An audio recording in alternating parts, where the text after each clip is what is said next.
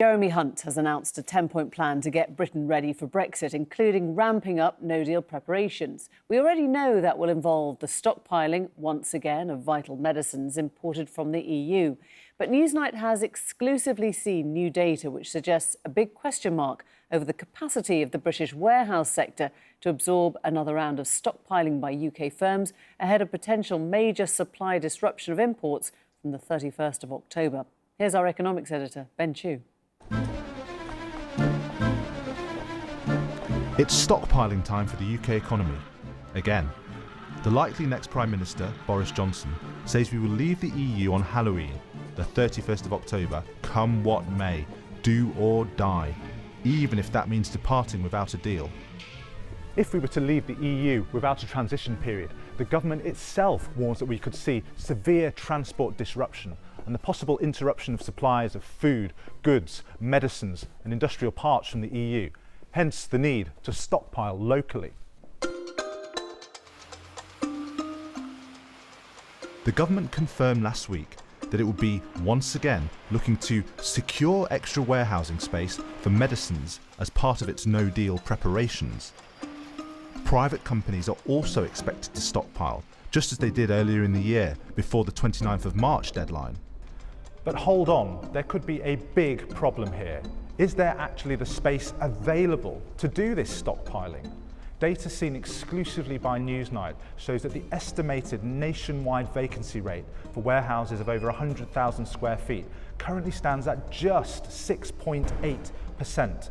That suggests very little spare capacity to do any kind of extra stockpiling ahead of a potential no-deal Brexit on the 31st of October. The reality is that it may be impossible for many firms to do this kind of stockpiling.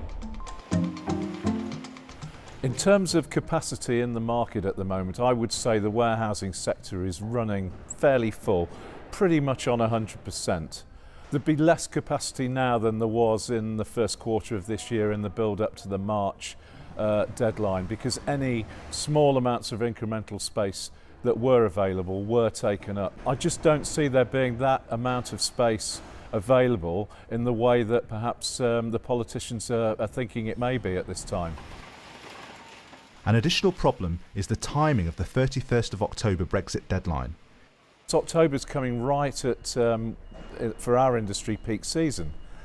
Peak season normally or historically being the run-up to Christmas, but now of course it's not just Christmas, it's Black Friday, Cyber Monday, and in the non-food sector those special promotions for Halloween. It's all coinciding around the end of October.